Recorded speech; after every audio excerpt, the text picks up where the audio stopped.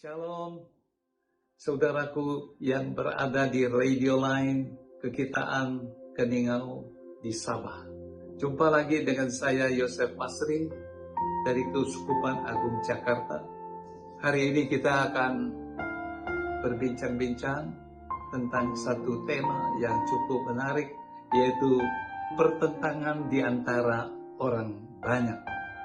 Diambil dari Injil Suci menurut Yohanes, bab yang ke-7, ayat 40 hingga 53. Bunyinya sebagai berikut. Beberapa orang di antara orang banyak yang mendengarkan perkataan-perkataan itu berkata, "Dia ini benar-benar nabi yang akan datang." Yang lain berkata, "Ya, ini Mesias." Tetapi yang lain lagi berkata, "Bukan, Mesias tidak datang dari Galilea." Karena kitab suci mengatakan bahwa Mesias berasal dari keturunan Daud dan dari kampung Bethlehem, tempat Daud dahulu tinggal. Maka timbullah pertentangan di antara orang banyak karena dia. Beberapa orang di antara mereka mau menangkap dia, tetapi tidak ada seorang pun yang berani menyentuhnya. Maka penjaga-penjaga itu pergi kepada imam-imam kepala dan orang-orang Farisi yang berkata kepada mereka, "Mengapa kamu tidak membawanya?"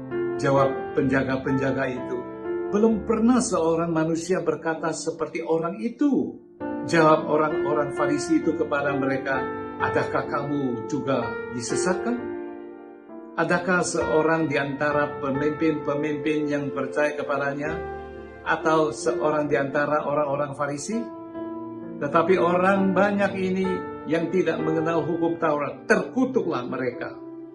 Nikodemus, seorang dari mereka yang dahulu telah datang kepadanya, berkata kepada mereka, "Apakah hukum Taurat kita menghukum seseorang sebelum ia didengar dan sebelum orang mengetahui apa yang telah dibuatnya?" Jawab mereka, "Apakah engkau juga orang Galilea? Selidikilah kitab suci, dan engkau akan tahu bahwa tidak ada nabi yang datang dari Galilea." Demikianlah sabda Tuhan. Terpujilah Kristus. Hari ini kita mau mencari tahu bagaimana sedikit tentang perpecahan ada di antara orang banyak itu. Dan sampai hari ini juga di mana-mana pun kita mendengar ada sesuatu yang tidak sesuai dengan pendapat seseorang atau pandangan seseorang sehingga terjadi perpecahan. Dan mengapa sampai terjadi perpecahan di dalam percakapan dalam Injil ini? Ilmu pengetahuan itu baik, ya, yang mengantarkan kepada kita lebih jelas dan lebih mengerti, tetapi secara otak saja. Tapi ilmu pengetahuan, ya, yang kita gali daripada sejarah, daripada teologi, itu seharusnya memimpin kita kepada iman kepada Kristus Yesus. Bukan hanya mentok sampai pengetahuan. Orang kaya akan pengetahuan, tetapi tidak mengenal Allah sendiri, itu yang menjadi masalah. Seperti mereka ini. Nah, pertentangan ini, saudaraku, karena mereka tidak mengenal Yesus secara pribadi.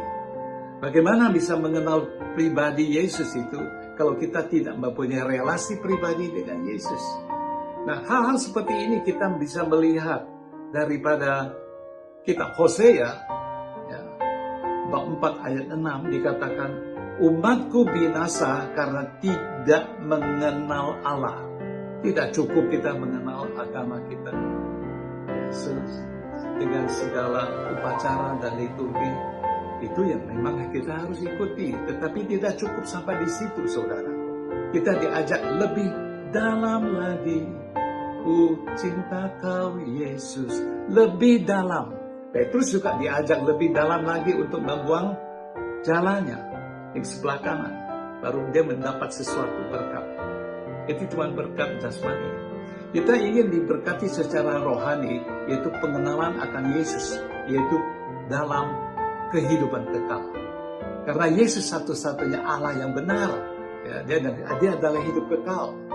Di dalam Yohanes 17 ayatnya yang ketiga dikatakan, "Inilah hidup kekal itu, yaitu bahwa mereka mengenal Engkau, satu-satunya Allah yang benar, dan mengenal Yesus Kristus yang telah Engkau utus. Jadi pengenalan dan pengenalan dan pengenalan. Bagaimana saudara kenal dengan saya kalau tidak pernah relasi? Jadi relasi itu penting. Bagaimana bisa relasi kalau tidak mempunyai waktu? Ini terlalu sibuk bagi kita sendiri karena urusan dunia.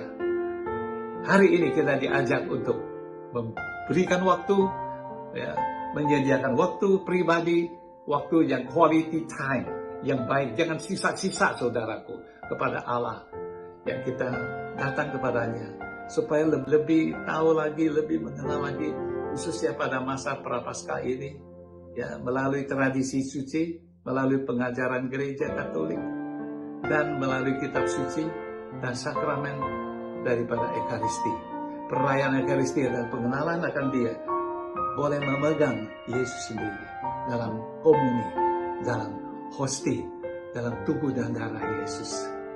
Jadi semakin saudara mencicipi begitu indahnya Allah, Dia mau datang kepada manusia kotor seperti saudara dan saya.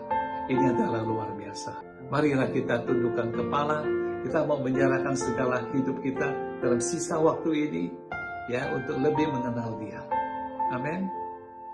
Tuhan Yesus memberkati kita semua. Kemuliaan kepada Bapa, Putra, dan Roh Kudus, seperti pada permulaan, sekarang, selalu, dan sepanjang segala abad. Amin. Dalam nama Bapa dan Putra dan Roh Kudus. Amin.